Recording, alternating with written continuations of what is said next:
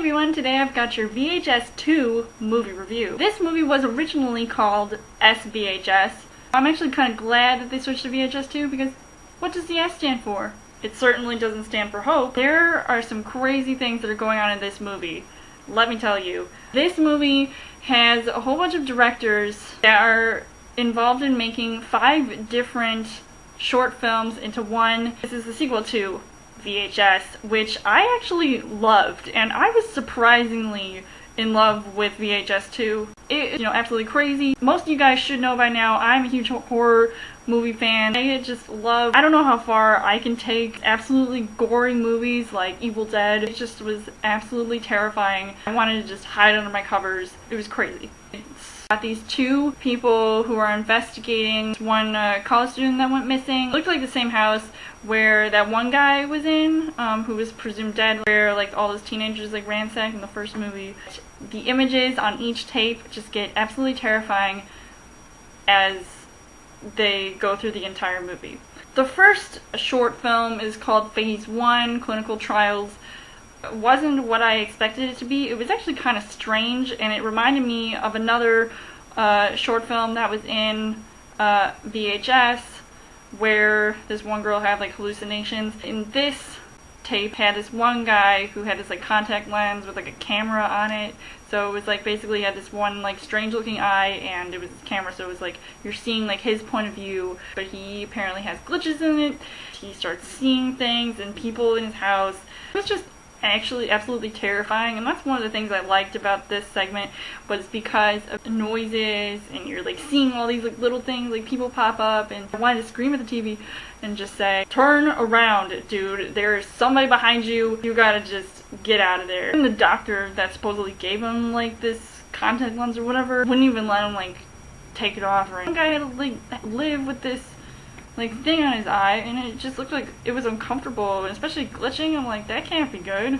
I thought it was all just in his head, but apparently it was all like real or something. I don't know.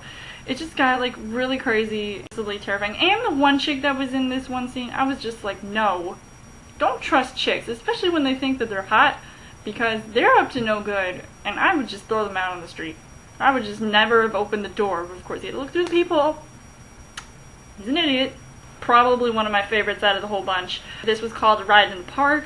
This one guy, he has a video camera attached to his helmet. Something that looked kind of cool, so I was like, yeah, he's doing all these stunts.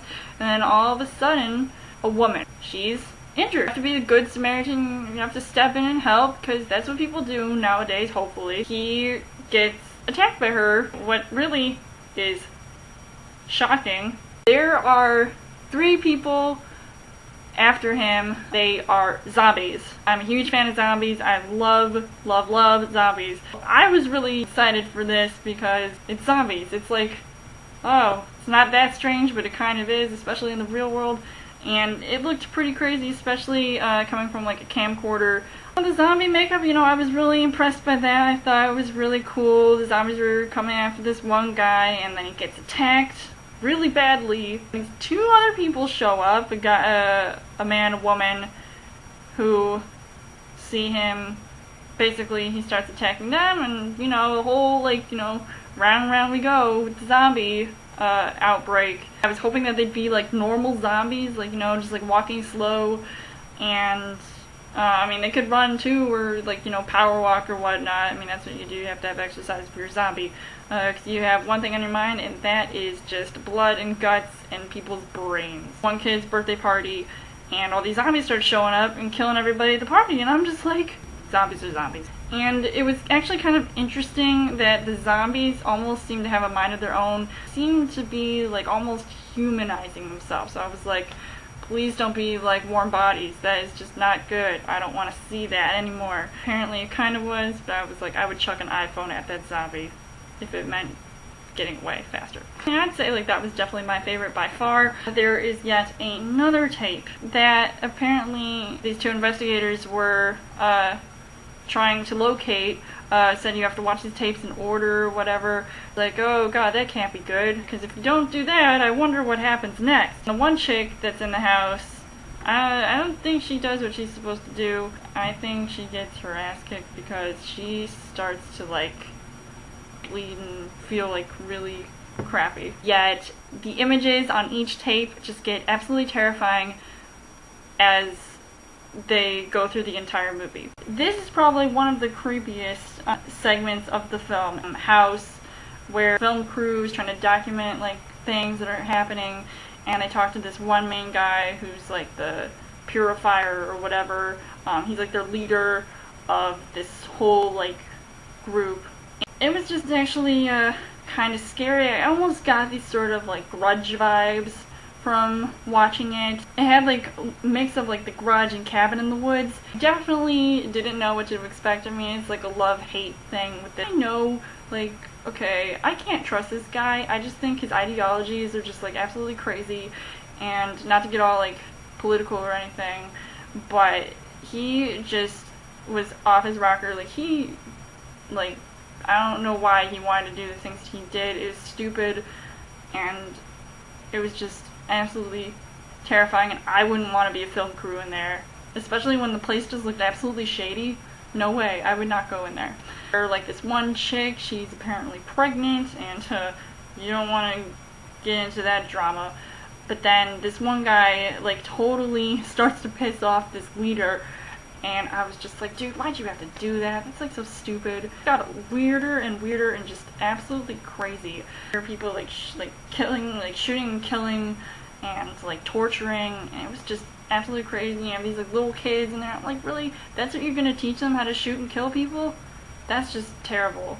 Like, parenting skills right there, and they're not even like parents. I'd say one of the terrifying things that I saw was the guy that exploded, and it was just absolutely scary. And then there's these like big giant creatures like popping out everywhere. I was like, no, dude, this is like aliens. I'm getting out of here. I would have taken that car and just left. I wouldn't have tried to save anybody. I could risk having other people die, but then I would rather just call for help and see what they would do, because cops going in there, they'd probably get attacked too. Who knows? Like, I'd say, like, no, that was probably my second favorite, besides the zombie one. The last tape that was being played was about, like, these kids in a house having a slumber party, and apparently there are aliens involved. Okay, the aliens don't look that great. I was hoping for their look to almost look like Signs, like the Signs aliens. And these kids were just so dumb. I mean, they were just trying to play pranks, and their older sister and her boyfriend are there at a lake house, so stuff's gonna happen. I've seen all these little short films that basically nobody survives. So I was getting a little worried and scared, but I was wondering how they were gonna pull this story off. It got kind of interesting, but then it also got a little bit silly. I did, however, almost shed a tear because of what happens at the end of the tape. I won't say what happens, but it was just so sad. I got kind of mad. I just didn't want to watch this movie anymore. But thank God this was the last tape, and all we had was going back to what was happening in the actual house with all the weird TVs and crazy people. This movie, I was just like, okay, are they just gonna make it, you know, sort of like slowly try to build it up, and then it gets a little ridiculous and weird and you just don't want to watch it anymore, and then it just gets really like downright stupid. This movie and its predecessor was pretty darn good. I was really surprised by this entire concept overall. Still like the first VHS better than this one, but there were some parts that really just terrified me and wanted me to, like, I wanted to hide, and I actually had to turn away a couple times because it was just absolutely gross and graphic. And if you're into that, go ahead and watch this. I would give 2 thumbs up for this. Overall, I would say that VHS 2 definitely hit the spot when it comes to really graphic, gory horror movies, and if you're a horror movie fan, watch this. I would definitely recommend seeing this no matter what. So let me know in the comments what you guys thought of VHS 2, and what did you like better, the first movie VHS or the sequel? Let me know, and as always, you guys can subscribe to my channel. I've got more movie reviews, movie updates, come back every week for a Trailer Thursday video. You guys can also like me on Facebook and follow me on Twitter, and I will see you guys